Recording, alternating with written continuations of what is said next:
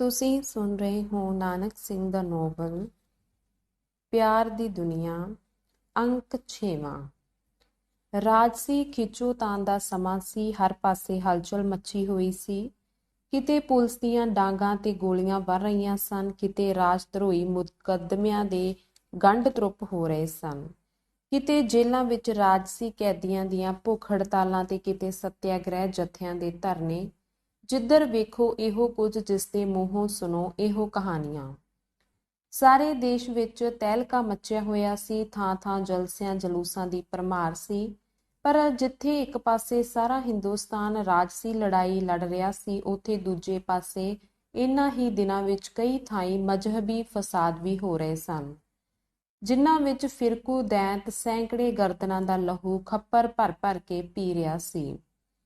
ਇਹੋ ਦਿਨ ਸਨ ਜਦ ਸਾਡੇ ਪੰਜਾਬ ਦੀ ਇੱਕ ਮਲੂਕ ਜਿਹੀ ਜਿੰਦੜੀ ਭੱਠੀ ਵਿੱਚ ਪਏ ਦਾਣਿਆਂ ਵਾਂਗ ਭੁੱਜ ਰਹੀ ਸੀ।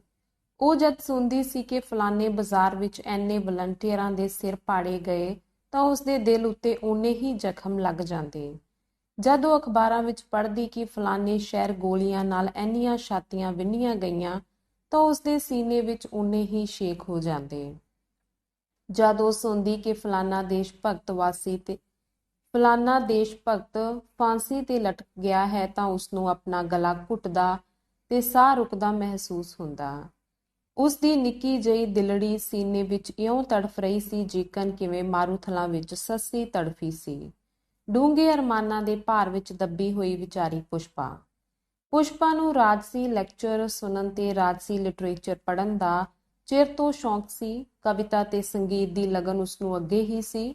ਉਸਨੇ ਦੇਸ਼ ਪਿਆਰ ਸੰਬੰਧੀ ਕਵਿਤਾਵਾਂ ਲਿਖਣੀਆਂ ਸ਼ੁਰੂ ਕੀਤੀਆਂ ਤੇ ਫਿਰ ਉਹਨਾਂ ਨੂੰ ਸੰਗੀਤ ਦਾ ਜਾਮਾ ਪਹਿਨਾਉਣ ਲੱਗੀ। ਰੱਬ ਵੱਲੋਂ ਹੀ ਉਸਨੂੰ ਸੰਗੀਤ ਤੇ ਕਵਿਤਾ ਦੀ ਦਾਤ ਪ੍ਰਾਪਤ ਸੀ। ਉਸਦੇ ਗਲੇ ਵਿੱਚ ਜੇ ਆਖਰਾਂ ਦੀ ਲਚਕ ਸੀ, ਤਾਂ ਉਸਦੀ ਕਾਵਿ ਰਚਨਾ ਵਿੱਚ ਲੋੜੇ ਦਾ ਜੋਸ਼।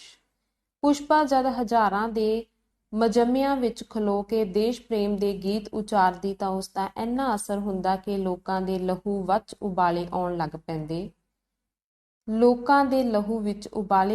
ਪੈਂਦੇ, ਉਹਨਾਂ ਦੇ ਡੌਲੇ ਫਰਕ ਪੈਂਦੇ। ਪਿਕਟਿੰਗ ਕਰਨ ਵਾਲਿਆਂ ਉੱਤੇ ਜਦ ਡਾਂਗਾਂ ਵਰਦੀਆਂ ਤੇ ਉਹ ਬੁਰਜਾਂ ਵਾਂਗ ਧਰਤੀ ਤੇ ਡਿੱਗ ਪੈਂਦੇ ਸਨ, ਤਾਂ ਪੁਸ਼ਪਾ ਉਹਨਾਂ ਨੂੰ ਆਪਣੀਆਂ ਬਾਹਾਂ ਵਿੱਚ ਬੋਝਦੀ ਤੇ ਆਪਣੀ ਸਾੜੀ ਦੀਆਂ ਲੀਰਾਂ ਪਾੜ ਕੇ ਉਹਨਾਂ ਦੇ ਸਿਰਾਂ ਤੇ ਪੱਟੀਆਂ ਬੰਨ੍ਹਦੀ ਸੀ। ਪੁਸ਼ਪਾ ਤੇ ਉਸਦੀ ਜਥੇਬੰਦੀ ਹੇਠ ਦੇਵੀਆਂ ਦੀ ਇੱਕ ਛੋਟੀ ਜਿਹੀ ਫੌਜ ਸੀ, ਜਿਸ ਦੇ ਦਿਨ ਤੇ ਰਾਤਾਂ ਇਸ ਕੰਮ ਵਿੱਚ ਬੀਤਦੇ ਸਨ। ਜਿਨ੍ਹਾਂ ਦਿਨਾਂ ਵਿੱਚ ਪੁਸ਼ਪਾ ਇਸ ਤਰ੍ਹਾਂ ਦਿਨ ਰਾਤ ਸੇਵਾ ਦੇ ਰੁਝੇਵੇਂ ਵਿੱਚ ਪਈ ਫਿਰਦੀ ਸੀ, ਉਹੀ ਦਿਨ ਉਸਦੇ ਮਾਪਿਆਂ ਲਈ ਸਭ ਤੋਂ ਵਧੇਕ ਦੁੱਖ ਦੇ ਸਨ।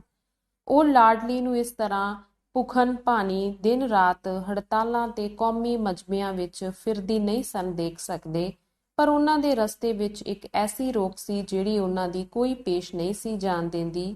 ਇਹ ਸੀ ਪ੍ਰੀਤਮ ਸਿੰਘ, ਜਿਹੜਾ ਆਪਣੀ ਭੈਣ ਨੂੰ ਸੇਵਾ ਦੇ ਮੈਦਾਨ ਵਿੱਚ ਵੇਖ ਸੁਣ ਕੇ ਖੁਸ਼ੀ ਨਾਲ ਕੱਪੜਿਆਂ ਵਿੱਚ ਨਹੀਂ ਸੀ ਸਮਾਉਂਦਾ। ਤਾਈਏ ਉਹ ਹਰ ਚਿੱਠੀ ਵਿੱਚ ਬਾਪੂ ਨੂੰ ਚੇਤਾਵਨੀ ਲਿਖ ਭੇਜਦਾ ਸੀ ਕਿ ਜੇ ਤੁਸਾਂ ਪੁਸ਼ਪਾ ਨੂੰ ਦੇਸ਼ ਸੇਵਾ ਤੋਂ ਵਰਜਿਆ, ਤਾਂ ਮੇਰੇ ਵਰਗਾ ਬੁਰਾ ਕੋਈ ਨਹੀਂ ਜੇ ਹੋਣਾ। ਇੰਨਾ ਕੁਝ ਕਰਦਿਆਂ ਹੋਇਆਂ ਵੀ ਪੁਸ਼ਪਾ ਸੰਤੁਸ਼ਟ ਨਹੀਂ ਸੀ। ਉਹ ਆਪਣੇ ਆਪ ਨੂੰ ਨਿਰਬਲ, ਬੇਆਸਰਾ ਤੇ ਇਕੱਲੀ ਸਮਝਦੀ ਸੀ। ਉਸਦੀ ਇਸ ਲਗਨ ਨੂੰ ਉਤਸ਼ਾਹ ਦੇਣ ਵਾਲਾ ਅਸਲੀ ਅਰਥਾਂ ਵਿੱਚ ਕੋਈ ਨਹੀਂ ਸੀ। ਤਾਈਏ ਉਸਦੇ ਅੰਦਰ ਕਿਸੇ ਜੀਵਨ ਸਾਥੀ ਦੀ ਲੋਚਾ ਘੜੀ ਮੁੜੀ ਉੱਠਦੀ ਸੀ, ਜਿਸ ਤੋਂ ਬਿਨਾਂ ਉਹ ਇਕੱਲੀ ਤੇ ਅਪੂਰਨ ਸੀ। ਉਸਨੂੰ ਆਪਣਾ ਆਪ ਸੁਣਨਾ ਤੇ ਜੀਵਨ ਦਾ ਇਹ ਪੰਧ ਔਖੇਰਾ ਜਾਪਦਾ ਸੀ। ਸਭ ਕੁਝ ਕਰਦਿਆਂ ਹੋਇਆਂ ਵੀ ਉਹ ਨਹੀਂ ਸੀ ਸਮਝ ਸਕਦੀ ਕਿ ਉਹ ਗਲਤ ਰਸਤੇ ਜਾ ਰਹੀ ਹੈ ਜਾਂ ਠੀਕ ਰਸਤੇ। ਸਰਕਾਰੀ ਕਰਮਚਾਰੀਆਂ ਦੇ ਜ਼ੁਲਮੀ ਰਵੱਈਏ ਨੂੰ ਵੇਖ ਕੇ ਆਪਣੀ ਮਾਤ ਭੂਮੀ ਦੇ ਲਾਡਲਿਆਂ ਉੱਤੇ ਡਾਂਗਾਂ ਵਰਦੀਆਂ ਤੱਕ ਕੇ ਕਈ ਵਾਰੀ ਉਸਦਾ ਦਿਲ ਡੋਲ ਖਲੋਂਦਾ ਤੇ ਉਸਨੂੰ ਆਪਣੇ ਦੇਸ਼ ਦਾ ਇਹ ਸ਼ਾਂਤਮਈ ਤਰੀਕਾ ਬਿਲਕੁਲ ਨਿਕੰਮਾ ਤੇ ਥੋਥਾ ਜਾਪਣ ਲੱਗ ਪੈਂਦਾ। ਮਹਾਤਮਾ ਗਾਂਧੀ ਦੀ ਚਲਾਈ ਹੋਈ ਇਸ ਮਾਰ ਖਾਊ ਪਾਲਿਸੀ ਉੱਤੇ ਕਈ ਵਾਰੀ ਉਹ ਭੜਕ ਉੱਠਦੀ। ਉਸਦਾ ਦਿਲ ਕਹਿੰਦਾ ਕਿ ਇਸ ਤਰ੍ਹਾਂ ਭੇਡਾਂ ਬੱਕਰੀਆਂ ਵਾਂਗ ਮਾਰਾਂ ਖਾਣ ਨਾਲ ਅਸੀਂ ਦੇਸ਼ ਨੂੰ ਅੰਗਰੇਜ਼ਾਂ ਪਾਸੋਂ ਆਜ਼ਾਦ ਕਰ ਸਕਾਂਗੇ। ਉਸਦੇ ਦਿਲ ਸਮੁੰਦਰ ਵਿੱਚ ਕਈ ਲਹਿਰਾਂ ਉੱਠਦੀਆਂ ਤੇ ਕਈ ਬੈਠਦੀਆਂ ਸਨ। ਦੇਸ਼ ਦੀ ਇਹ ਮੰਦੀ ਹਾਲਤ ਵੇਖ ਕੇ ਉਹ ਪਰੇਸ਼ਾਨ ਸੀ, ਪਰ ਉਸਦੇ ਸਾਰੇ ਉਤਾਰ ਚੜਾਓ ਇਸ ਤਰ੍ਹਾਂ ਸਨ ਜਿਵੇਂ ਇੱਕ ਨਿਆਣਾ ਬਾਲ ਆਪੇ ਮਿੱਟੀ ਦੇ ਖਿਡੌਣੇ ਬਣਾਉਂਦਾ ਤੇ ਮੁੜ ਆਪੇ ਭੰਨ ਸੁੱਟਦਾ ਹੈ। ਉਹ ਆਪਣੇ ਕਿਸੇ ਵੀ ਨਿਰਣੇ ਉੱਤੇ ਭਰੋਸਾ ਨਹੀਂ ਸੀ ਕਰ ਸਕਦੀ, ਨਾ ਹੀ ਪੂਰੀ ਤਰ੍ਹਾਂ ਬੇਭਰੋਸਗੀ। ਇਹੋ ਕਾਰਨ ਹੈ ਕਿ ਉਹਨੂੰ ਮੁੜ-ਮੁੜ ਕਿਸੇ ਪਥ ਪ੍ਰਦਰਸ਼ਕ ਦੀ ਲੋੜ ਭਾਸਦੀ ਸੀ, ਹਨੇਰੇ ਤੇ ਭੁਲਾਣੇ ਰਸਤੇ ਵਿੱਚ ਕਿਸੇ ਚਾਨਣ ਮੁਨਾਰੇ ਦੀ। ਉਸ ਦੀ ਸਮਝ ਤੇ ਉਸ ਦਾ ਤਜਰਬਾ ਇੰਨਾ ਸੌੜਾ ਸੀ ਕਿ ਉਹ ਉਸ ਉੱਤੇ ਉਸ ਨੂੰ ਭਰੋਸਾ ਨਹੀਂ ਸੀ ਬਚਦਾ। ਉਹ ਸੋਚਦੀ ਕਿ ਦੇਸ਼ ਭਗਤੀ ਦਾ ਮਾਰਗ ਕਿਹੜਾ ਹੈ, ਅਥਵਾ ਜਿਸ ਉੱਤੇ ਉਹ ਚੱਲ ਰਹੀ ਹੈ ਉਹ ਠੀਕ ਹੈ ਕਿ ਗਲਤ। ਉਸ ਨੂੰ ਹੁਣ ਤੱਕ ਉਤਸ਼ਾਹ ਦੇਣ ਵਾਲਾ ਜੇ ਕੋਈ ਸੀ ਤਾਂ ਪ੍ਰੀਤਮ ਸਿੰਘ, ਪਰ ਜਦ ਤੋਂ ਉਹ ਪੁਲਿਸੀ ਮਹਿਕਮੇ ਦਾ ਇੱਕ ਪੁਰਜਾ ਬਣਨ ਲਈ ਫਿਲੌਰ ਟ੍ਰੇਨਿੰਗ ਲਈ ਚਲਾ ਗਿਆ ਸੀ, ਉਦੋਂ ਤੋਂ ਪੁਸ਼ਪਾ ਬੇਦਿਲੀ ਜਿਹੀ ਰਹਿੰਦੀ। ਖਬਰੇ ਇਸ ਕਰਕੇ ਅੱਜ-ਕੱਲ੍ਹ ਉਸਦੇ ਦਿਲ ਦੀ ਇੱਕ ਪੁਰਾਣੀ ਯਾਦ ਨਵੇਂ ਸਿਰੇ ਸਜਰੀ ਹੋ ਉੱਠੀ ਸੀ। ਉਹਨੇ ਦਿਲ ਦੀ ਰਤੀ ਮਾਸਾ ਮਹਿਰਮ ਬਣਾਈ ਸੀ ਮੋਹਿਨੀ, ਪਰ ਉਹ ਵੀ ਬਰਮਾ ਚਲੀ ਗਈ। ਇਸ ਵੇਲੇ ਉਹ ਇਕੱਲੀ ਸੀ, ਬਿਲਕੁਲ ਇਕੱਲੀ। ਕਿਸੇ ਸਹਾਰੇ ਤੋਂ ਬਿਨਾਂ ਉਸਨੂੰ ਸਭ ਕੁਝ ਰੁੱਖਾ, ਬੋਝਲ ਤੇ ਬੇਅਰਥ ਜਿਹਾ ਮਾਲੂਮ ਹੁੰਦਾ ਸੀ। ਇਸ ਉੱਤੇ ਇੱਕ ਹੋਰ ਬਿਪਤਾ ਇਹ ਕਿ ਉਸਦੀ ਮਾਂ ਹਰ ਵੇਲੇ ਵਿਆਹ ਕੂਕ ਰਹੀ ਸੀ। ਸਿਰਫ ਕੂਕ ਹੀ ਨਹੀਂ ਸੀ ਰਹੀ, ਬਲਕਿ ਇਸ ਦਾ ਆਰ-ਪਾਰ ਵੀ ਕਰ ਰਹੀ ਸੀ। ਜਿਸ ਮੁੰਡੇ ਬਾਬਤ ਉਦਣ ਮੋਹਿਨੀ ਨੇ ਉਸਨੂੰ ਕਿਹਾ ਸੀ, ਉਸਨੂੰ ਮਾਂ ਨੇ ਸੁਨੇਹਾ ਘੱਲਿਆ ਹੋਇਆ ਸੀ ਤੇ ਉਹ ਲਖਨਊ ਤੋਂ ਆਉਣ ਵਾਲਾ ਸੀ। ਉਹ ਹਰ ਵੇਲੇ ਇਹੋ ਸੋਚਦੀ ਰਹਿੰਦੀ, ਮੇਰੇ ਨਾਲ ਕੀ ਬਣੇਗਾ? ਕਿਸਮਤ ਮੈਨੂੰ ਖਬਰੇ ਕਿਹੜੇ ਖੂਹ ਵਿੱਚ ਧੱਕਾ ਦੇਣਾ ਚਾਹੁੰਦੀ ਹੈ। ਅੰਕ 7ਵਾਂ। ਪ੍ਰੀਤਮ ਸਿੰਘ ਨੂੰ ਫਿਲੌਰ ਆਇਆ 1 ਮਹੀਨੇ ਤੋਂ ਵੱਧ ਸਮਾਂ ਹੋ ਗਿਆ ਹੈ। ਕੋਰਸ ਦਾ ਥੋੜਾ ਜਿੰਨਾ ਹਿੱਸਾ ਉਹਨੇ ਖਤਮ ਕਰ ਲਿਆ ਹੈ। ਇਸ ਅਰਸੇ ਵਿੱਚ ਉਸਨੇ ਸਾਦਕ ਨੂੰ ਕਈ ਖੱਤ ਲਿਖੇ, ਪਰ ਪਹਿਲੇ ਉੱਤਰ ਤੋਂ ਬਾਅਦ ਉਸ ਵੱਲੋਂ ਮੁੜ ਕੇ ਕੋਈ ਜਵਾਬ ਨਹੀਂ ਆਇਆ। ਅਖੀਰ ਉਸਨੇ ਵੀ ਖੱਤ ਲਿਖਣੇ ਬੰਦ ਕਰ ਦਿੱਤੇ। ਉਸਨੂੰ ਇਸ ਗੱਲ ਦਾ ਦੁੱਖ ਸੀ ਕਿ ਸੰਸਾਰ ਵਿੱਚ ਉਸਦਾ ਇੱਕੋ ਇੱਕ ਦੋਸਤ ਬਣਿਆ ਤੇ ਉਹ ਵੀ ਇਸ ਤਰ੍ਹਾਂ ਰੁੱਸ ਗਿਆ। ਪਰ ਜਦ ਉਹ ਦਿਲ ਦੀ ਤਕੜੀ ਉੱਤੇ ਪਿਓ ਤੇ ਦੋਸਤਾਂ ਨੂੰ ਤੋਲਦਾ ਤਾਂ ਹਰ ਹੀਲੇ ਪਿਓ ਦਾ ਪਲੜਾ ਉਸਨੂੰ ਭਾਰਾ ਜਾਪਦਾ। ਇਹੋ ਗੱਲ ਸੀ ਜਿਹੜੀ ਉਸਨੂੰ ਢਾਰਸ ਦਿੰਦੀ ਸੀ। ਉਹਦਾ ਦਿਲ ਕਹਿੰਦਾ ਕਿ ਭਾਵੇਂ ਤੇਰਾ ਦੋਸਤ ਨਿਖੜ ਗਿਆ ਹੈ, ਪਰ ਹਜੇ ਤੇਥੋਂ ਪਾਪ ਕੋਈ ਨਹੀਂ ਹੋਇਆ। ਇਨ੍ਹਾਂ ਹੀ ਦਿਨਾਂ ਵਿੱਚ ਅਚਾਨਕ ਉਸਨੂੰ ਆਪਣੇ ਮੁਰੱਬਿਆਂ ਵਿੱਚ ਜਾਣਾ ਪੈ ਗਿਆ। ਇੱਕ ਦਿਨ ਸਵੇਰੇ ਹੀ ਮੁਨਸ਼ੀ ਹੋਰਾਂ ਵੱਲੋਂ ਉਹਨੂੰ ਚਿੱਠੀ ਮਿਲੀ, ਜਿਸ ਦਾ ਮਤਲਬ ਇਹ ਸੀ ਕਿ ਜ਼ਮੀਨ ਦੇ ਮਾਮਲੇ ਵਿੱਚ ਉੱਥੋਂ ਦੇ ਮੁਜ਼ਾਹਰਿਆਂ ਵਿੱਚ ਇੱਕ ਤਕੜਾ ਫਸਾਦ ਹੋ ਗਿਆ ਹੈ। ਖੂਨ ਖਰਾਬੇ ਤੱਕ ਨੌਬਤ ਪਹੁੰਚ ਗਈ ਹੈ। ਮੈਂ ਉੱਥੇ ਜਾ ਰਿਹਾ ਹਾਂ ਤੇ ਤੂੰ ਵੀ ਫਿਲੌਰੋਂ ਸਿੱਧਾ ਮੁਰੱਬਿਆਂ ਵਿੱਚ ਪਹੁੰਚ। ਉੱਥੇ ਪਹੁੰਚ ਕੇ ਪ੍ਰੀਤਮ ਸਿੰਘ ਨੂੰ ਸਾਰੀ ਗੱਲ ਦਾ ਪਤਾ ਲੱਗਾ। ਮੁਨਸ਼ੀ ਹੋਰਾਂ ਦੀ ਜ਼ਮੀਨ ਵਿੱਚ ਇੱਕ ਕਿੱਕਰਾਂ ਦੀ ਝੰਗੀ ਸੀ, ਜਿਸ ਦੇ ਵਿਚਾਲੇ ਇੱਕ ਕੱਚਾ ਥੜਾ ਬਣਿਆ ਹੋਇਆ ਸੀ। ਇਹ ਝੰਗੀ ਮੁੱਦਤਾਂ ਤੋਂ ਇਸੇ ਤਰ੍ਹਾਂ ਚੱਲੀ ਆਉਂਦੀ ਸੀ, ਪਰ ਕੁਝ ਸਮਾਂ ਪਹਿਲਾਂ ਜਦੋਂ ਤੋਂ ਇੱਥੇ ਇੱਕ ਸਾਈਂ ਲੋਕ ਆ ਬੈਠਾ ਸੀ, ਇਸ ਥਾਂ ਦੀ ਮਹਾਨਤਾ ਕੁਝ ਵੱਧ ਗਈ ਸੀ। ਫਕੀਰ ਰੱਬ ਦਾ ਪਿਆਰਾ ਤੇ ਸਰਬ ਪ੍ਰੇਮੀ ਸੀ। ਉਹ ਹਰ ਇੱਕ ਨਾਲ ਪਿਆਰ ਕਰਦਾ ਸੀ। ਅੰਤ ਉੱਥੇ ਹੀ ਉਸਦੇ ਜੀਵਨ ਦੀ ਲੀਲਾ ਸਮਾਪਤ ਹੋਈ ਤੇ ਉਸੇ ਝੰਗੀ ਵਿੱਚ ਕੁਝ ਪ੍ਰੇਮੀਆਂ ਨੇ ਉਸਦੀ ਮੜੀ ਬਣਾ ਛੱਡੀ। ਕੋਈ ਕਹਿੰਦਾ ਉਹ ਸਿੱਖ ਸੰਤ ਸੀ, ਕੋਈ ਕਹਿੰਦਾ ਸੂਫੀ ਫਕੀਰ। ਇੱਧਰ ਕੁਝ ਦਿਨਾਂ ਤੋਂ ਉਸ ਝੰਗੀ ਬਾਬਤ ਸਿੱਖਾਂ ਤੇ ਮੁਸਲਮਾਨਾਂ ਵਿੱਚ ਖਿੱਚੋਤਾਣ ਸ਼ੁਰੂ ਹੋ ਰਹੀ ਸੀ। ਢਾਣੀਆਂ ਬਣਾ ਕੇ ਲੋਕੀ ਘੁਸਰ-ਮੁਸਰ ਕਰਦੇ ਰਹੇ। ਹੁੰਦਿਆਂ ਮਾਮਲਾ ਖਤਰਨਾਕ ਸੂਰਤ ਫੜ ਗਿਆ। ਘਟਨਾ ਤੋਂ ਇੱਕ ਦਿਨ ਪਹਿਲਾਂ ਸਿੱਖਾਂ ਵਿੱਚ ਪਤਾ ਨਹੀਂ ਕਿਸ ਦੀ ਮਿਹਰਬਾਨੀ ਨਾਲ ਇਹ ਅਫਵਾਹ ਫੈਲ ਗਈ ਕਿ ਅੱਜ ਰਾਤ ਨੂੰ ਇਲਾਕੇ ਦੇ ਮੁਸਲਮਾਨ ਥੜੀ ਉੱਤੇ ਕਬਜ਼ਾ ਕਰ ਲੈਣਗੇ ਤੇ ਰਾਤੋਂ ਰਾਤ ਇੱਥੇ ਮਸੀਤ ਉਸਾਰ ਦੇਣਗੇ। ਬਿਨਾਂ ਸੋਚੇ ਸਮਝੇ ਸਿੱਖਾਂ ਨੇ ਰਾਤੋਂ ਰਾਤ ਥੜੀ ਨੂੰ ਢਾਹ ਕੇ ਭੋਏ ਨਾਲ ਮੇਲ ਦਿੱਤਾ। ਉਹਨਾਂ ਸੋਚਿਆ ਮੁੱਦਾ ਹੀ ਨਾ ਰਹੇਗਾ ਤਾਂ ਕੋਈ ਕਬਜ਼ਾ ਕਾਹਦੇ ਉੱਤੇ ਕਰੇਗਾ। ਪਰ ਇੰਨੀ ਸਧਾਰਨ ਗੱਲ ਨਹੀਂ ਸੀ ਜਿੰਨੀ ਉਹਨਾਂ ਨੇ ਸਮਝੀ। ਦਿਨ ਚੜ੍ਹਦੇ ਨੂੰ ਜੰਗਲ ਦੀ ਅੱਗ ਵਾਂਗ ਇਲਾਕੇ ਦੇ ਮੁਸਲਮਾਨਾਂ ਵਿੱਚ ਇਹ ਖਬਰ ਫੈਲ ਗਈ ਕਿ ਉਹਨਾਂ ਦੇ ਇਤਿਹਾਸਿਕ ਥਾਂ ਹਜ਼ਰਤ ਫਲਾਣੇ ਸ਼ਾਹ ਦੀ ਮਜ਼ਾਰ ਸ਼ਰੀਫ ਨੂੰ ਸਿੱਖਾਂ ਨੇ ਢਾਹ ਸੁੱਟਿਆ ਹੈ। ਕਿਸੇ ਦੇ ਮੂੰਹੋਂ ਤਾਂ ਇੱਥੋਂ ਤੱਕ ਸੁਣਿਆ ਗਿਆ ਕਿ ਮੁਗਲਿਆ ਸਲਤਨਤ ਦੇ ਇੱਕ ਬਾਦਸ਼ਾਹ ਨੇ ਇਸ ਮਜ਼ਾਰ ਦੀ ਨੀਂਹ ਆਪਣੇ ਹੱਥੀਂ ਰੱਖੀ ਸੀ। ਸੂਰਜ ਚੜ੍ਹਦੇ ਤੋਂ ਪਹਿਲਾਂ ਹੀ ਅਲੀ ਤੇ ਅਕਲ ਦੀਆਂ ਫੰਜਾਂ, ਡਾਂਗਾਂ, ਛਵੀਆਂ ਨਾਲ ਲੈਸ ਹੋ ਕੇ ਮੈਦਾਨੇ ਜੰਗ ਵਿੱਚ ਆ ਡਟੀਆਂ। ਪਲ ਦੀ ਪਲ ਵਿੱਚ ਲਹੂ ਦੇ ਘਾਣ ਚੱਲ ਪਏ। 4-5 ਆਦਮੀ ਥਾਂ ਤੇ ਰਹੇ ਤੇ 30-40 ਫੱਟੜ ਹੋ ਗਏ। ਵੇਲੇ ਸਿਰ ਪੁਲਿਸ ਆ ਪਹੁੰਚੀ, ਨਹੀਂ ਤਾਂ ਖਬਰੇ ਸੌਣ ਤੋਂ ਪਹਿਲਾਂ ਹੀ ਪਾਣੀ ਦੀ ਥਾਂ ਲਹੂ ਦੀ ਬਰਸਾਤ ਹੋ ਜਾਂਦੀ। ਦੋਹਾਂ ਪਾਸਿਆਂ ਤੋਂ ਸ਼ਹਿਰੀ ਤਾਰਾਂ ਖੜਕ ਗਈਆਂ। ਹਜੇ ਬਦਕਿਸਮਤੀ ਨੂੰ ਲਾਗੇ ਸੀ ਲਾਹੌਰ ਸ਼ਹਿਰ, ਜਿਹੜਾ ਮੁੱਢ ਤੋਂ ਹੀ ਮਜ਼ਹਬੀ ਜਨੂਨੀਆਂ ਦਾ ਕੇਂਦਰ ਹੈ। ਦੋ ਪਾਸਿਓਂ ਅਖਬਾਰਾਂ ਦੇ ਕਾਲਮ ਤੇ ਮੌਲਵੀਆਂ, ਗਿਆਨੀਆਂ ਤੇ ਘੰਡੀ ਤੀਕ ਗਲੇ ਇਸੇ ਕੰਮ ਲਈ ਵਾਕਿਫ ਹੋ ਗਏ। ਦੋਹਾਂ ਕੌਮਾਂ ਲਈ ਜ਼ਿੰਦਗੀ ਤੇ ਮੌਤ ਦਾ ਸਵਾਲ ਬਣ ਗਿਆ। ਇਸ ਸਧਾਰਨ ਥੜੇ ਬਦਲੇ, ਜਿਸ ਉੱਤੇ ਨਾ ਕਦੇ ਕਿਸੇ ਨੂੰ ਨਮਾਜ਼ ਪੜ੍ਹਦਿਆਂ ਵੇਖਿਆ ਗਿਆ ਸੀ, ਨਾ ਕਦੇ ਪਾਠ ਕਰਦਿਆਂ, ਸਗੋਂ ਜਿਸ ਉੱਤੇ ਕੁੱਤੇ ਮੂਤਦੇ ਤੇ ਕਾਂ ਬਿੱਠਾਂ ਕਰਦੇ ਰਹਿੰਦੇ ਸਨ, ਦੋਹਾਂ ਪਾਸਿਆਂ ਵੱਲੋਂ ਇਤਿਹਾਸਿਕ ਥਾਂ ਦਰਸਾਇਆ ਜਾਣ ਲੱਗਾ। ਕੋਈ ਉਸ ਨੂੰ ਸਿੱਖ ਗੁਰੂਆਂ ਦੀ ਯਾਦਗਾਰ ਸਾਬਿਤ ਕਰਨ ਦੇ ਪ੍ਰਮਾਣ ਇਕੱਠੇ ਕਰ ਰਿਹਾ ਸੀ, ਕੋਈ ਅਕਬਰ ਤੇ ਜਹਾਂਗੀਰ ਦੇ ਵੇਲੇ ਦਾ ਸ਼ਾਹੀ ਮਕਬਰਾ। ਬਾਰ ਵਿੱਚ ਢਾਹੇ ਗਏ ਥੜੇ ਦਾ ਘੱਟਾ ਲਾਹੌਰ ਬੈਠਿਆਂ ਦੀਆਂ ਅੱਖਾਂ ਤੇ ਦਿਮਾਗਾਂ ਨੂੰ ਜਾ ਚੜਿਆ। ਇਸ ਨੇ ਦਿਮਾਗਾਂ ਵਿੱਚ ਹਨੇਰਾਂ ਤੇ ਅੱਖਾਂ ਵਿੱਚ ਵਹਿਸ਼ੀਪੁਣਾ ਲੈ ਆਂਦਾ। ਸਰੇ ਬਾਜ਼ਾਰ ਖੂਨ ਹੋਣ ਲੱਗੇ, ਕਈ ਮਾਵਾਂ ਔਂਤਰੀਆਂ ਹੋ ਗਈਆਂ ਤੇ ਕਈਆਂ ਚੂੜੀਆਂ ਵਾਲੀਆਂ ਦੇ ਸੁਹਾਗ ਲੁੱਟੇ ਗਏ। ਮਾਰੇ ਵੀ ਬਥੇਰੇ ਉਹੀ ਲੋਕੀ ਜਾਂਦੇ ਸਨ ਜਿਨ੍ਹਾਂ ਨੂੰ ਇਸ ਮਾਮਲੇ ਦਾ ਥਹੁ ਪਤਾ ਵੀ ਨਹੀਂ ਸੀ ਹੁੰਦਾ। ਕੋਈ ਪਿੰਡੋਂ ਸੌਦਾ ਲੈਣ ਆਏ ਤੇ ਮੁੜ ਕੇ ਘਰ ਦੀ ਦਲੀਜੇ ਨਾ ਚੜੇ, ਕੋਈ ਕਚਹਿਰੀ ਤਰੀਕ ਭੁਗਤਣ ਲਈ ਆਪਣੇ ਬਾਲ ਬੱਚੇ ਨਾਲ ਸ਼ਾਮੀ ਮੁੜਨ ਦਾ ਕਰਾਰ ਕਰਕੇ ਘਰੋਂ ਨਿਕਲੇ, ਪਰ ਬੱਚਿਆਂ ਦੀਆਂ ਬਾਹਾਂ ਟੱਡੀਆਂ ਰਹਿ ਗਈਆਂ ਤੇ ਉਹ ਨਾ ਬੌੜੇ।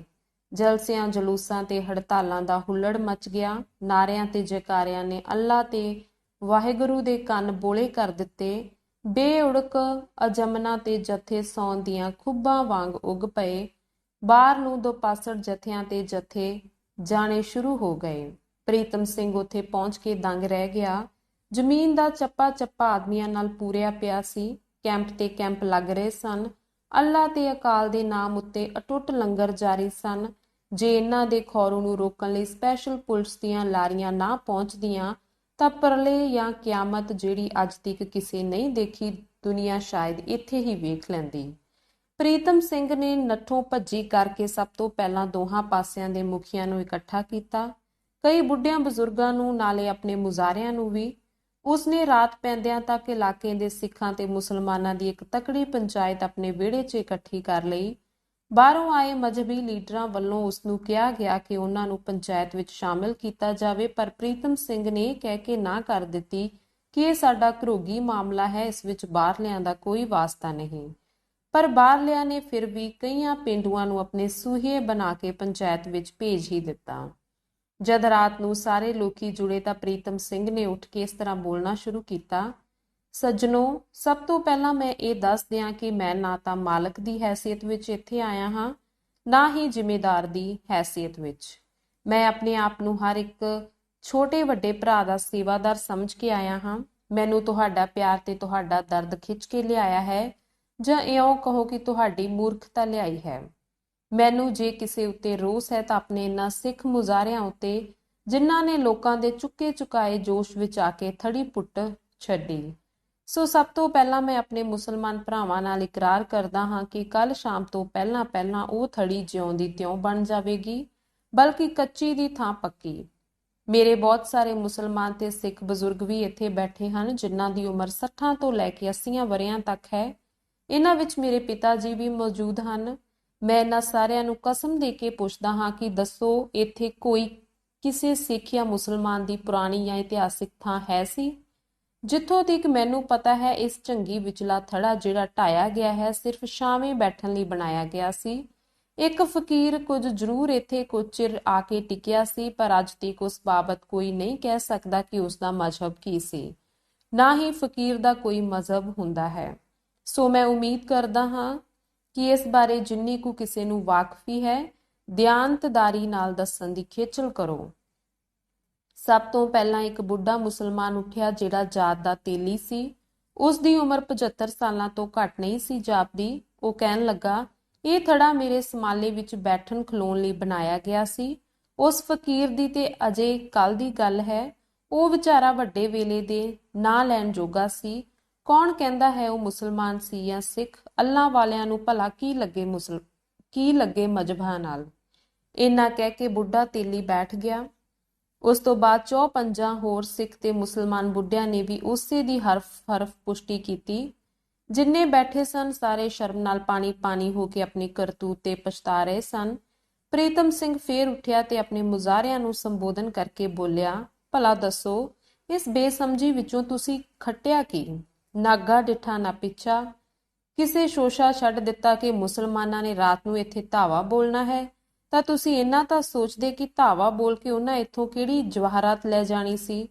ਰਹੀ ਗੱਲ ਮਸੀਤ ਬਣਾਉਣ ਦੀ, ਸੋ ਜੇ ਬਣਾ ਵੀ ਲੈਂਦੇ ਤਾਂ ਕੀ ਹਰਜ ਸੀ। ਘਰ ਤੇ ਰੱਬ ਦਾ ਹੀ ਬੰਨਾ ਸੀ ਕਿ ਕਿਸੇ ਹੋਰ ਦਾ? ਮੈਂ ਮੁਸਲਮਾਨਾਂ ਨੂੰ ਕਹਿੰਦਾ ਹਾਂ, ਕਈ ਮੁਰੱਬੇ ਜ਼ਮੀਨ ਪਈ ਹੈ, ਜਾਓ ਜਿੱਥੇ ਤੁਹਾਡਾ ਦਿਲ ਕਰੇ ਮਸੀਤ ਬਣਾ ਲਓ, ਸਗੋਂ ਮੈਂ ਰੁਪਏ ਦੀ ਮਦਦ ਵੀ ਦਿਆਂਗਾ। ਸਭਨਾਂ ਦੇ ਹੱਥਾਂ ਪੈਰਾਂ ਦੀਆਂ ਤਲੀਆਂ ਭਿੱਜ ਗਈਆਂ ਸ਼ਰਮ ਨਾਲ। ਮੁੜਕੇ ਨਾਲ ਪ੍ਰੀਤਮ ਸਿੰਘ ਬੋਲੀ ਗਿਆ, ਮੈਂ ਆਪਣੇ ਮੁਜ਼ਾਰਿਆਂ ਨੂੰ ਹੁਕਮ ਦਿੰਦਾ ਹਾਂ ਕਿ ਉਹ ਮੇਰੀ ਹਵੇਲੀ ਵਿੱਚੋਂ ਪੱਕੀਆਂ ਇੱਟਾਂ ਤੇ ਮਸਾਲਾ ਜਿਹੜਾ ਬਾਪ ਹੋਰਾਂ ਬੈਠਕ ਪਾਉਣ ਲਈ ਮੰਗਾਇਆ ਸੀ, ਲੈ ਜਾਣ ਤੇ ਕੱਲ ਸੂਰਜ ਚੜ੍ਹਦੇ ਤੋਂ ਪਹਿਲਾਂ ਮੇਰੇ ਖਰਚ ਉੱਤੇ ਰਾਜ਼ ਮਜ਼ਦੂਰ ਲਾ ਕੇ ਪੱਕਾ ਥੜਾ ਤਿਆਰ ਕਰਵਾ ਲੈਣ। ਸਭਨਾਂ ਦਿਮਾਗਾਂ ਦਾ ਫਿਤੂਰ ਠੰਡਾ ਪੈ ਗਿਆ। ਸਭ ਬੈਠਿਆਂ ਦਾ ਮਜ਼ਹਬੀ ਜਨੂਨ ਖੰਭ ਲਾ ਕੇ ਉੱਡ ਗਿਆ। ਉਹਨਾਂ ਦੇ ਹਿਰਦੇ ਪਿਆਰ ਤੇ ਹਮਦਰਦੀ ਨਾਲ ਛਲਕ ਰਹੇ ਸਨ। ਪ੍ਰੀਤਮ ਸਿੰਘ ਨੇ ਪੈਂਦੀ ਸੱਟੇ ਸਹੜ ਨੂੰ ਐਸਾ ਬੰਨ ਮਾਰ ਦਿੱਤਾ ਜੋ ਕਿਸੇ ਨੂੰ ਇੱਕ ਅੱਖਰ ਤੱਕ ਕਹਿਣ ਦੀ ਗੁੰਜਾਇਸ਼ ਬਾਕੀ ਨਹੀਂ ਸੀ। ਇਸ ਤੋਂ ਬਾਅਦ ਬੜੀ ਸ਼ਾਂਤੀ ਤੇ ਪਿਆਰ ਦੇ ਭਾਵ ਲੈ ਕੇ ਪੰਚਾਇਤ ਉੱਠੀ। ਸਾਰੇ ਪਿੰਡ ਵਿੱਚ ਠੰਡ ਵਰਤ ਗਈ। ਮੋਢਿਆਂ ਤੋਂ ਡਾਂਗਾਂ ਛਵੀਆਂ ਢਹਿ ਗਈਆਂ, ਮੁੱਛਾਂ ਦੇ ਵੱਟ ਢਿੱਲੇ ਹੋ ਗਏ ਤੇ ਮੱਥਿਆਂ ਦੀਆਂ ਤਿਉੜੀਆਂ ਸਾਫ਼ ਹੋ ਗਈਆਂ। ਕੈਂਪਾਂ ਵਾਲਿਆਂ ਨੂੰ ਉਹਨਾਂ ਸੂਹੀਆਂ ਨੇ ਸਭ ਗੱਲਾਂ ਦਾ ਜਾ ਦੱਸੀਆਂ। ਦੋਹਾਂ ਪਾਸਿਆਂ ਦੇ ਲੀਡਰ ਦਿਲ ਹੀ ਦਿਲ ਵਿੱਚ ਕੁੜਨ ਲੱਗੇ। ਪ੍ਰੀਤਮ ਸਿੰਘ ਨੇ ਅੱਜ ਦੀ ਕਾਰਵਾਈ ਲਿਖ ਕੇ ਤੇ ਜਿਨ੍ਹਾਂ ਦੇ ਬਿਆਨ ਹੋਏ ਸਨ ਉਹ ਵੀ ਲਿਖ ਕੇ ਸਾਰੀ ਪੰਚਾਇਤ ਦੇ ਦਸਤਖਤ ਕਰਵਾ ਕੇ ਪੁਲਿਸ ਕਪਤਾਨ ਤੇ ਡਿਪਟੀ ਕਮਿਸ਼ਨਰ ਨੂੰ ਉਸ ਦੀਆਂ ਕਾਪੀਆਂ ਭੇਜ ਦਿੱਤੀਆਂ। ਜਿਹੜੇ ਮੁਸਲਮਾਨ ਸਿੱਖ ਫੜੇ ਗਏ ਸਨ ਉਹਨਾਂ ਲਈ ਯੋਗ ਪੈਰਵੀ ਦਾ ਪ੍ਰਬੰਧ ਕਰਨ ਲਈ ਪ੍ਰੀਤਮ ਸਿੰਘ ਨੇ ਕੁਝ ਰੁਪਈਆ ਕੋਲੋਂ ਦਿਵਾਉਣ ਦਿੱਤਾ ਤੇ ਬਾਕੀ ਉਗਰਾਹੁਣ ਦਾ ਕੰਮ ਪਿੰਡ ਦੀ ਇੱਕ ਸਾਂਝੀ ਪੰਚਾਇਤ ਬਣਾ ਕੇ ਉਸ ਦੇ ਜ਼ਿੰਮੇ ਲਾਇਆ। ਦਿਨ ਚੜ੍ਹਦਿਆਂ ਨੂੰ ਉਧਰ ਥੜਾ ਬਣਨਾ ਸ਼ੁਰੂ ਹੋ ਗਿਆ, ਉਧਰ ਕੈਂਪ ਪੁੱਟੇ ਜਾਣ ਲੱਗੇ। ਨਿਰਾਸ਼ ਮੁੜਨਾ ਪਿਆ। ਜਿਹੜੇ ਆਪੋ ਆਪਣੀਆਂ ਫੌਜਾਂ ਨੂੰ ਮੁਕਤੀ ਜੰਨਤ ਦੀਆਂ ਟਿਕਟਾਂ ਦਿਵਾਉਣ ਦਾ ਇਕਰਾਰ ਕਰਕੇ ਲਿਆਏ ਸਨ। ਅੰਕ 8ਵਾਂ। ਲਾਹੌਰ ਦੇ ਰੇਲਵੇ ਸਟੇਸ਼ਨ ਤੇ ਉਤਰ ਕੇ ਪ੍ਰੀਤਮ ਤੇ ਉਸਦਾ ਬਾਪੂ ਟਾਂਗੇ ਤੇ ਸਵਾਰ ਹੋਏ। ਉਹ ਸ਼ਹਿਰ ਵੱਲ ਨੂੰ ਆ ਰਹੇ ਸਨ ਕਿ ਰਸਤੇ ਵਿੱਚ ਇੱਕ ਜਗ੍ਹਾ ਪਸੀਤੇ ਜਿਹੇ ਪਾਸੇ ਚੋਖੀ ਭੀੜ ਵੇਖ ਕੇ ਪ੍ਰੀਤਮ ਸਿੰਘ ਨੇ ਕੋਚਵਾਨ ਨੂੰ ਟਾਂਗਾ ਰੋਕਣ ਲਈ ਕਿਹਾ ਤੇ ਛੇਤੀ ਨਾਲ ਟਾਂਗੇ 'ਚ ਉਤਰ ਕੇ ਭੀੜ ਵੱਲ ਵਧਿਆ। ਉਸਨੇ ਇੱਕ ਲਹੂ ਲੁਹਾਨ ਗੱਭਰੂ ਨੂੰ ਤੜਫਦਿਆਂ ਵੇਖਿਆ ਤੇ ਫਿਰ ਬੇਹੋਸ਼ ਹੁੰਦਿਆਂ। ਘਾਉ ਮੋਢੇ ਵਿੱਚ ਸੀ ਤੇ ਹੈ ਸੀ ਤਕੜਾ ਡੂੰਘਾ। ਫੱਟੜ ਨੂੰ ਪ੍ਰੀਤਮ ਸਿੰਘ ਨੇ ਧਿਆਨ ਨਾਲ ਵੇਖਿਆ ਤੇ ਵੇਖ ਕੇ ਠੰਡਾ ਸਾਹ ਭਰਿਆ। ਕਿਹਾ ਸੋਹਣਾ ਜਵਾਨ ਹੈ। ਖੱਦਰ ਦੇ ਲੰਬੇ ਚੋਲੇ ਵਿੱਚ ਲਿਸ਼ਕਦਾ ਹੋਇਆ ਕੋਈ ਰੂਹਾਨੀ ਹੀਰਾ। ਕਿਸੇ ਜ਼ਾਲਮ ਨੇ ਕਿਹੜੀ ਬੇਦਰਦੀ ਵਿੱਚ ਕੋਹ ਸੁੱਟਿਆ, ਸ਼ਾਇਦ ਸਿੱਖ ਸਮਝ ਕੇ, ਪਰ ਇਹ ਤਾਂ ਸਿੱਖ ਨਹੀਂ ਜਾਪਦਾ। ਸਾਦਗੀ ਦੇ ਖਿਆਲੋਂ ਹੀ ਸਿਰ ਤੇ ਦਾੜੀ ਦੀ ਹਜਾਮਤ ਵੱਲੋਂ ਲਾਪਰਵਾਹ ਜਾਪਦਾ ਸੀ। ਉਹ ਇੰਨੇ ਨੂੰ ਸੇਵਾ ਸੰਮਤੀ ਵਾਲੇ ਗਏ ਤੇ ਉਹ ਬੇਹੋਸ਼ੀ ਦੀ ਹਾਲਤ ਵਿੱਚ ਸਟਰੇਚਰ ਉੱਤੇ ਪਾ ਕੇ ਮਿਉ ਹਸਪਤਾਲ ਵੱਲ ਲੈ ਤੁਰੇ। ਅੱਖਾਂ ਵਿੱਚ ਅਥਰੂ ਤੇ ਦਿਲ ਵਿੱਚ ਅਰਮਾਨ ਭਰ ਕੇ ਪ੍ਰੀਤਮ ਸਿੰਘ ਮੁੜ ਕੇ ਟਾਂਗੇ ਤੇ ਆ ਬੈਠਾ ਤੇ ਵਿੱਚ ਬੈਠੇ ਬਾਪੂ ਨੂੰ ਉਸ ਸਾਰੀ ਗੱਲ ਦੱਸੀ। ਘਰ ਪਹੁੰਚ ਕੇ ਉਸਨੇ ਉਸ ਫੱਟੜ ਬਾਰੇ ਪੁਸ਼ਪਾ ਨਾਲ ਗੱਲ ਕੀਤੀ। ਸੁਣ ਕੇ ਪੁਸ਼ਪਾ ਦਾ ਦਿਲ ਜਿਹੜਾ ਸਦਾ ਹੀ ਦੁਖੀਆਂ ਦੀ ਪੀੜ ਨਾਲ ਤੜਫਦਾ ਰਹਿੰਦਾ ਸੀ, ਹੋਰ ਤੜਫਣ ਲੱਗਾ। ਉਸ ਦੇ ਅੰਦਰ ਹਮਦਰਦੀ ਦਾ ਤੂਫਾਨ ਉਮੜਿਆ। ਕਿਸੇ ਵਿਚਾਰੇ ਬੇਦੋਸ਼ੇ ਦੇ ਵਹਿੰਦੇ ਜ਼ਖਮਾਂ ਉੱਤੇ ਪਿਆਰ ਦੇ ਫਹੇ ਰੱਖਣ ਦਾ ਕੋਈ ਵੀ ਮੌਕਾ ਉਹ ਹੱਥੋਂ ਨਹੀਂ ਸੀ ਛੱਡ ਸਕਦੀ। ਪ੍ਰੀਤਮ ਸਿੰਘ ਨੂੰ ਕਹਿਣ ਲੱਗੀ, ਵੀਰਾ ਜੀ ਮੈਨੂੰ ਹਸਪਤਾਲ ਲੈ ਚੱਲੋ। ਉਸ ਪੁੱਛਿਆ, ਕਿਉਂ? ਫੱਟੜ ਨੂੰ ਵੇਖਣ ਲਈ? ਸਿਰਫ ਵੇਖਣ ਲਈ ਨਹੀਂ, ਖਬਰੇ ਮੈਂ ਉਸ ਨੂੰ ਬਚਾ ਸਕਾਂ। ਜਿੰਨੀ ਦਿਨੀ ਫੱਟੜ ਵਲੰਟੀਅਰਾਂ ਦੀ ਸੇਵਾ ਲਈ ਪੁਸ਼ਪਾ ਦਿਨ ਰਾਤ ਇੱਕ ਕੀਤੀ ਰੱਖਦੀ ਸੀ, ਉਹ ਦਿਨ ਪ੍ਰੀਤਮ ਸਿੰਘ ਨੂੰ ਯਾਦ ਸਨ। ਉਸਨੇ ਕਿਹਾ, ਚੱਲ ਪੁਸ਼ਪਾ, ਜੇ ਤੂੰ ਇੱਕ ਬੇਗੁਨਾਹ ਦੀ ਜਾਨ ਬਚਾ ਸਕੇ ਤਾਂ ਇਸ ਤੋਂ ਵੱਡੀ ਖੁਸ਼ੀ ਹੋਰ ਕੀ ਹੋ ਸਕਦੀ ਏ। ਪਰ ਮੇਰਾ ਕਿਆਸ ਕਹਿੰਦਾ ਏ ਉਸਨੇ ਬਚਣਾ ਨਹੀਂ, ਉਸਦੀ ਹਾਲਤ ਬਹੁਤ ਖਰਾਬ ਸੀ। ਸ਼ੇਕੜਲੀ ਗੱਲ ਸੁਣ ਕੇ ਪੁਸ਼ਪਾ ਹੋਰ ਵੀ ਬੇਚੈਨ ਤੇ ਕਾਲੀ ਹੋ ਉੱਠੀ। ਜਿਸ ਟਾਂਗੇ ਤੇ ਪ੍ਰੀਤਮ ਸਿੰਘ ਆਇਆ ਸੀ ਉਹ ਹਜੇ ਬਾਜ਼ਾਰ ਵਿੱਚ ਹੀ ਖੜਾ ਸੀ। ਉਸ ਤੇ ਸਵਾਰ ਹੋ ਕੇ ਦੋਵੇਂ ਭੈਣ ਭਰਾ ਮਿਉ ਹਸਪਤਾਲ ਵੱਲ ਤੁਰ ਪਏ। ਅੰਕ 9ਵਾਂ। ਰੋਗੀ ਦੀ ਮਲਮ ਪੱਟੀ ਹੋ ਚੁੱਕੀ ਸੀ ਪਰ ਹਜੇ ਤੀਕ ਉਸਨੂੰ ਹੋਸ਼ ਨਹੀਂ ਸੀ ਆਈ। ਲਹੂ ਬਹੁਤਾ ਨਿਕਲ ਜਾਣ ਕਰਕੇ ਉਸਦਾ ਚਿਹਰਾ ਪੀਲਾ ਪੈ ਗਿਆ ਸੀ। ਪਹਿਲੀ ਨਜ਼ਰ ਰੋਗੀ ਉੱਤੇ ਪੈਂਦਿਆਂ ਹੀ ਪੁਸ਼ਪਾ ਇੱਕ ਭਿਆਨਕ ਚੀਕ ਮਾਰ ਕੇ ਪਿਛਾਂਹ ਹਟੀ ਤੇ ਜੇ ਕਦੇ ਪਿੱਛੇ ਕੰਧ ਨਾ ਹੁੰਦੀ ਤਾਂ ਖਬਰੇ ਉਹ ਕਾੜ ਕਰਦੀ ਫਰਸ਼ ਤੇ ਜਾ ਡਿੱਗਦੀ। ਉਸਨੂੰ ਪ੍ਰੀਤਮ ਸਿੰਘ ਨੇ ਥੰਮ ਲਿਆ। ਪੁਸ਼ਪਾ ਰੋਗੀ ਨੂੰ ਵੇਖ ਕੇ ਕਿਉਂ ਇਸ ਤਰ੍ਹਾਂ ਚੌਂਕ ਉੱਠੀ, ਪ੍ਰੀਤਮ ਸਿੰਘ ਦੀ ਸਮਝ ਵਿੱਚ ਇਹ ਗੱਲ ਨਾ ਆਈ।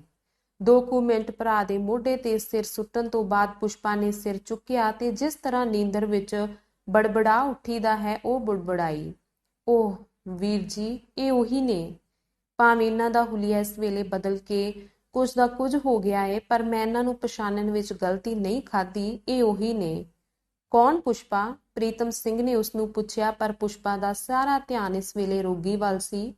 ਉਹ ਉਵੇਂ ਹੀ ਰੋਗੀ ਦੇ ਪੀਲੇ ਚਿਹਰੇ ਵੱਲ ਤੱਕਦੀ ਹੋਈ ਬੋਲੀ, ਫੇਰ ਦੱਸਾਂਗੀ ਵੀਰਾ ਜੀ, ਪਹਿਲਾਂ ਇਹਨਾਂ ਦੀ ਜਾਨ ਬਚਾਉਣ ਦੀ ਕੋਸ਼ਿਸ਼ ਕਰੋ। ਪ੍ਰੀਤਮ ਸਿੰਘ ਨੇ ਮੁੜ ਪੁੱਛਣ ਦੀ ਲੋੜ ਨਹੀਂ ਸਮਝੀ। ਉਹ ਰੋਗੀ ਦੇ ਮੰਜੇ ਪਾਸ ਪਏ ਸਟੂਲ ਤੇ ਬੈਠ ਕੇ ਉਸਦੀ ਹਾਲਤ ਨੂੰ ਜਾਂਚਣ ਲੱਗਾ। ਰੋਗੀ ਨੂੰ ਦੂਜੀ ਵਾਰੀ ਵੇਖ ਕੇ ਪੁਸ਼ਪਾ ਦਾ ਹਿਰਦਾ ਖੁਸ਼ੀ ਨਾਲ ਭਰ ਗਿਆ। ਉਸ ਦੀਆਂ ਅੱਖਾਂ ਵਿੱਚ ਉਹ ਚੀਜ਼ ਝਲਕੀ ਜਿਹੜੀ ਕੋਈ ਅਣਲੱਭ ਚੀਜ਼ ਲੱਭਣ ਨਾਲ ਝਲਕਦੀ ਹੈ, ਪਰ ਝੱਟ ਹੀ ਉਸਦਾ ਰੰਗ ਪੀਲਾ ਪੈ ਗਿਆ ਜਦ ਉਸਨੇ ਰੋਗੀ ਦੀਆਂ ਬੰਦ ਅੱਖਾਂ ਵੱਲ ਧਿਆਨ ਨਾਲ ਤੱਕਿਆ। ਰੋਗੀ ਦੀ ਜੀਵਨ ਜੋਤ ਇਉਂ ਜਾਪਦੀ ਸੀ ਜਿਵੇਂ ਬੁਝੀ ਕਿ ਬੁਝੀ। ਡਾਕਟਰ ਆ ਗਿਆ। ਪੁਸ਼ਪਾ ਨੇ ਉਸ ਪਾਸੋਂ ਰੋਗੀ ਦਾ ਹਾਲ ਪੁੱਛਿਆ ਤੇ ਨਾਲੇ ਦੱਸਿਆ ਕਿ ਉਹ ਉਹਨਾਂ ਦਾ ਸੰਬੰਧੀ ਹੈ।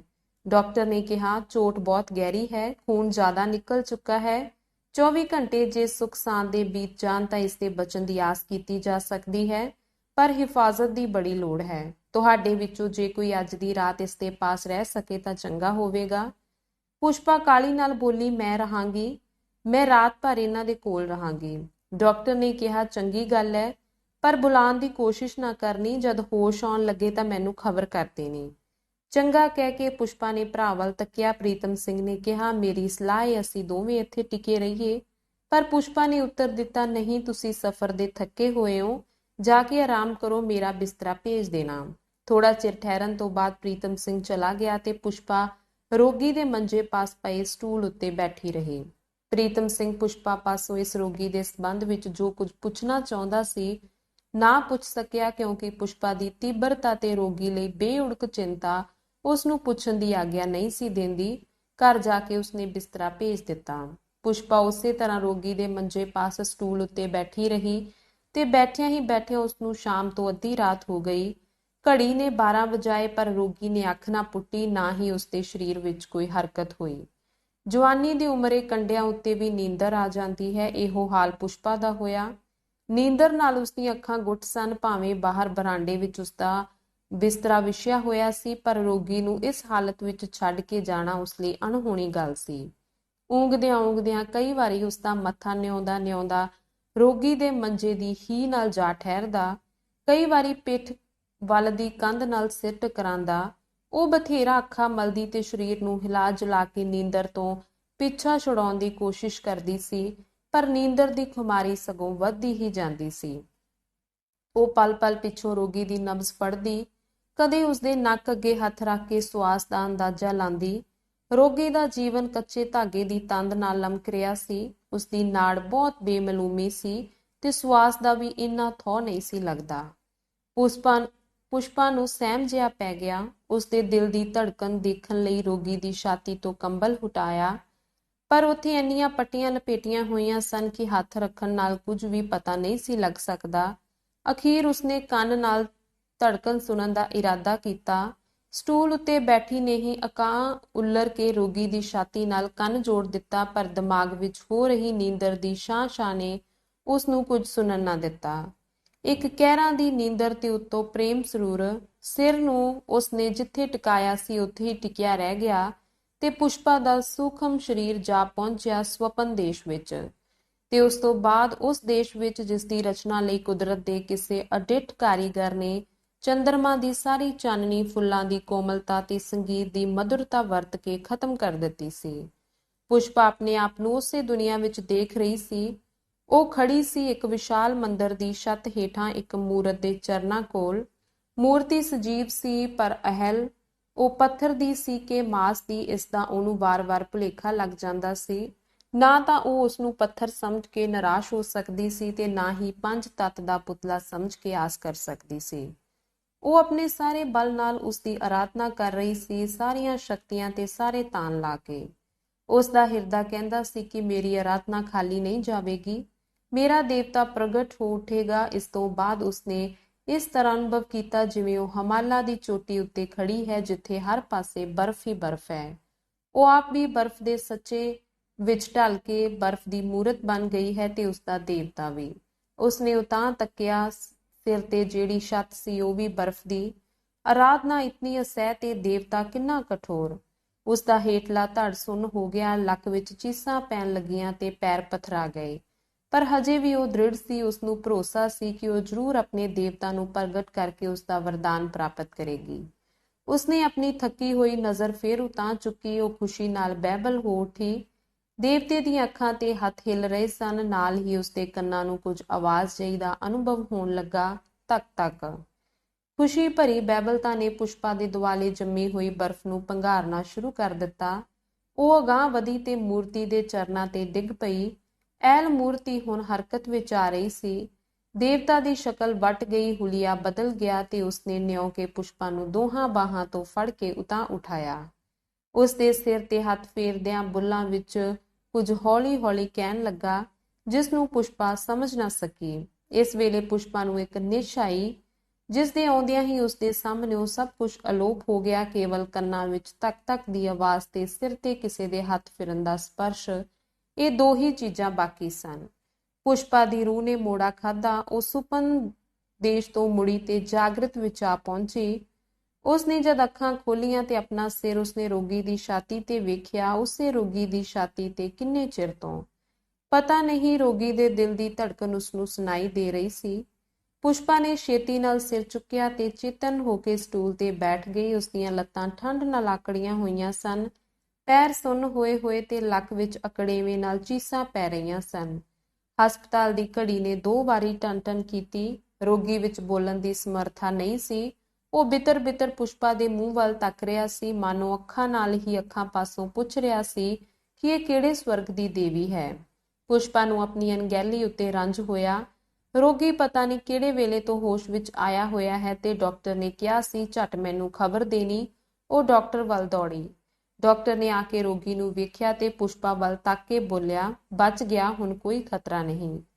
ਪੁਸ਼ਪਾ ਨੇ ਧੰਨਵਾਦ ਭਰੀ ਨਜ਼ਰ ਨਾਲ ਡਾਕਟਰ ਵੱਲ ਤੱਕਿਆ। ਡਾਕਟਰ ਨੇ ਨਾਲ ਲੈ ਜਾ ਕੇ ਡਿਸਪੈਂਸਰੀ ਵਿੱਚੋਂ ਮਿਕਸਚਰ ਦੀ ਇੱਕ ਸ਼ੀਸ਼ੀ ਬਣਾ ਦਿੱਤੀ, ਨਾਲੇ ਸ਼ੀਸ਼ੇ ਦੀ ਇੱਕ ਗਲਾਸੀ ਦੇ ਕੇ ਕਹਿਣ ਲੱਗਾ, 2-2 ਘੰਟੇ ਬਾਅਦ ਦਿੰਦੇ ਰਹਿਣਾ। ਜਰਾ ਮੂੰਹ ਉਰਲੇ ਪਾਸੇ ਕਰੋ, ਦਵਾਈ ਪਿਆਵਾਂ। ਸ਼ੀਸ਼ੀ ਵਿੱਚੋਂ ਗਲਾਸੀ ਵਿੱਚ ਉਲੱਦਦਿਆਂ ਪੁਸ਼ਪਾ ਨੇ ਰੋਗੀ ਨੂੰ ਕਿਹਾ। ਮੈਨੂੰ ਕਿਹਾ ਜੇ? ਰੋਗੀ ਨੇ ਉਸ ਵੱਲ ਤੱਕ ਕੇ ਨੀਵੀਂ ਆਵਾਜ਼ ਵਿੱਚ ਕਿਹਾ ਤੇ ਮੂੰਹ ਉਸ ਵੱਲ ਕੀਤਾ। ਜੀ ਹਾਂ, ਤੁਹਾਨੂੰ, ਮੂੰਹ ਖੋਲੋ, ਕਹਿ ਕੇ ਪੁਸ਼ਪਾ ਨੇ ਦਵਾਈ ਉਸਦੇ ਮੂੰਹ ਵਿੱਚ ਉਲੱਦ ਦਿੱਤੀ। ਤੁਸੀਂ ਸ਼ਾਇਦ ਸਾਰੀ ਰਾਤ ਮੇਰੇ ਪਾਸ ਬੈਠਿਆਂ ਕੱਟੀ ਏ? ਹੈਰਾਨੀ ਨਾਲ ਪੁਸ਼ਪਾ ਵੱਲ ਤੱਕਦਿਆਂ ਰੋਗੀ ਨੇ ਕਿਹਾ। ਪੁਸ਼ਪਾ ਨੇ ਇੰਨਾ ਹੀ ਉੱਤਰ ਦਿੱਤਾ, ਡਾਕਟਰ ਨੇ ਬੋਲਣਾ ਮਨਾ ਕੀਤਾ ਹੋਇਆ ਏ। ਪਰ ਰੋਗੀ ਚੁੱਪ ਨਾ ਰਹਿ ਸਕਿਆ। ਨਹੀਂ, ਮੈਨੂੰ ਹੁਣ ਇੰਨੀ ਤਕਲੀਫ ਨਹੀਂ। ਮੈਂ ਆਪਣੇ ਅੰਦਰ ਕਾਫੀ ਤਾਕਤ ਮਹਿਸੂਸ ਕਰ ਰਿਹਾ ਹਾਂ। ਤੁਹਾਡਾ ਸ਼ੁਭ ਨਾਮ? ਪੁਸ਼ਪਾ ਬੋਲੀ। ਪਰਮਾਤਮਾ ਕਰੇ ਤੁਸੀਂ ਛੇਤੀ ਤੰਦਰੁਸਤ ਹੋ ਜਾਓ। ਪੁਸ਼ਪਾ ਦਾ ਧਿਆਨ ਅੱਜ ਤੋਂ 2 ਵਰ੍ਹੇ ਪਹਿਲਾਂ ਦੀ ਉਸ ਘਟਨਾ ਵੱਲ ਚਲਾ ਗਿਆ। ਉਹ ਸੋਚਣ ਲੱਗੀ ਕਿ ਇਸ ਮਹਾਪੁਰਸ਼ ਨੇ ਬਾਣ ਪ੍ਰਸਤੀ ਧਾਰਨ ਕਰ ਲਈ ਹੈ। ਉਦੋਂ ਦੇ ਪਹਿਰਾਵੇ ਤੋਂ ਇਹ ਸੰਸਾਰੀ ਆਦਮੀ ਜਾਪਦਾ ਸੀ, ਪਰ ਅੱਜ ਇਸ ਦਾ ਹੁਲੀਆ ਕਿਤਨਾ ਬਦਲਿਆ ਹੋਇਆ ਵੇਖ ਰਹੀ ਹਾਂ। ਇੱਕ ਲੰਮਾ ਚੋਲਾ ਤੇ ਧੀੜ ਧੋਤੀ, ਸਿਰ ਤੇ ਦਾੜੀ ਦੇ ਵਾਲ ਵਧੇ ਹੋਏ ਤੇ ਪੈਰ ਨੰਗੇ। ਕੀ ਇਹ ਸਾਧੂ ਬਣ ਗਿਆ ਹੈ? ਕੀ ਬਾਬੂ ਸੇਵਾਦਾਸ ਤੋਂ ਇਹ ਸਵਾਮੀ ਸੇਵਾਦਾਸ ਬਣ ਗਿਆ ਹੈ? ਪਰ ਇਸ ਦੇ ਚਿਹਰੇ ਦੀ ਚਮਕ ਇਹਨਾਂ ਭੱਦੇ ਵਾਲਾਂ ਵਿੱਚੋਂ ਵੀ ਕਿਸ ਤਰ੍ਹਾਂ ਫੁੱਟ-ਫੁੱਟ ਪਈ ਨਿਕਲਦੀ ਏ, ਜਿਵੇਂ ਨੀਲੇ ਆਕਾਸ਼ ਵਿੱਚੋਂ ਪੁੰਨਿਆਂ ਦਾ ਚੰਦਰਮਾ ਝਾਕ ਰਿਹਾ ਹੁੰਦਾ ਹੈ। ਇੱਧਰ-ਉੱਧਰ ਪੁਸ਼ਪਾ ਇਹਨਾਂ ਖਿਆਲਾਂ ਵਿੱਚ ਗਲਤਾਨ ਸੀ। ਉਧਰ ਰੋਗੀ ਨੇ ਆਪਣੇ ਪ੍ਰਸ਼ਨ ਦਾ ਉੱਤਰ ਨਾ ਪਾ ਕੇ ਫਿਰ ਪੁਸ਼ਪਾ ਵੱਲ ਧਿਆਨ ਨਾਲ ਤੱਕਦਿਆਂ ਪੁੱਛਿਆ, ਕੀ ਮੈਂ ਅੰਨਪੂਰਨਾ ਨੂੰ ਵੇਖ ਰਿਹਾ ਹਾਂ? ਅੱਜ ਮੁੱਦਤਾਂ ਪਿੱਛੋਂ ਪੁਸ਼ਪਾ ਨੇ ਫਿਰ ਉਹੀਓ ਅੰਮ੍ਰਿਤ ਬਾਣੀ ਸੁਣੀ। ਉਹ ਪ੍ਰਫੁੱਲਿਤ ਹੋ ਉੱਠੀ। ਜੀ ਹਾਂ, ਉਸਦੇ ਅੰਦਰ ਅਕਹਿ ਖੁਸ਼ੀ ਦੀ ਰੌਂਪ ਫਿਰ ਗਈ, ਇਤਨੀ ਖੁਸ਼ੀ ਕਿ ਜਿਸਦੇ ਭਾਰ ਨੂੰ ਝੱਲਣਾ ਉਸ ਲਈ ਔਖਾ ਹੋ ਗਿਆ। ਰੋਗੀ ਨੇ ਅੱਖਾਂ ਬੰਦ ਕਰ ਲਈਆਂ, ਫਿਰ ਖੋਲੀਆਂ। ਨਾਲ ਹੀ ਉਸਨੇ ਸੁਣਿਆ, ਓਹ ਕਿਤਨਾ ਮਾਰੂ ਹਮਲਾ ਕੀਤਾ ਕਿਸੇ ਜ਼ਾਲਮ ਨੇ, ਜਾਨ ਖਤਰੇ ਵਿੱਚ ਪੈ ਗਈ ਸੀ। ਰੋਗੀ ਨੇ ਦੁੱਖ ਭਰੀ ਆਵਾਜ਼ ਵਿੱਚ ਉੱਤਰ ਦਿੱਤਾ, ਇਹ ਹੋਣਾ ਹੀ ਚਾਹੀਦਾ ਸੀ। ਮਾਨਸਿਕ ਕਮਜ਼ੋਰੀਆਂ ਦਾ ਫਲ ਆਦਮੀ ਨੂੰ ਮਿਲਣਾ ਹੀ ਚਾਹੀਦਾ ਹੈ। ਮਾਨਸਿਕ ਕਮਜ਼ੋਰੀਆਂ? ਤੇ ਫਿਰ ਸਵਾਮੀ ਸੇਵਾਦਾਸ ਵਿੱਚ? ਪੁਸ਼ਪਾ ਦੇ ਦਿਲ ਨੇ ਸ਼ੰਕਾ ਭਰੀ ਆਵਾਜ਼ ਉਠਾਈ।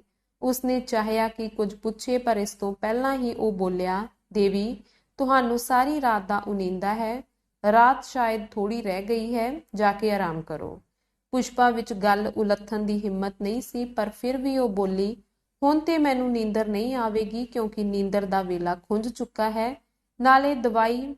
ਵਿੱਚੋਂ ਹੀ ਰੋਗੀ ਬੋਲਿਆ, ਦਵਾਈ ਦੀ ਦੂਜੀ ਖੁਰਾਕ ਦੇ ਵਕਤ ਤੱਕ ਦਿਨ ਚੜ੍ਹ ਆਵੇਗਾ। ਪੁਸ਼ਪਾ ਚੁੱਪਚਾਪ ਉੱਠੀ ਤੇ ਆਪਣੇ ਬਿਸਤਰੇ ਵਿੱਚ ਜਾ ਕੇ ਲੰਮੀ ਪੈ ਗਈ। ਧੰਨਵਾਦ।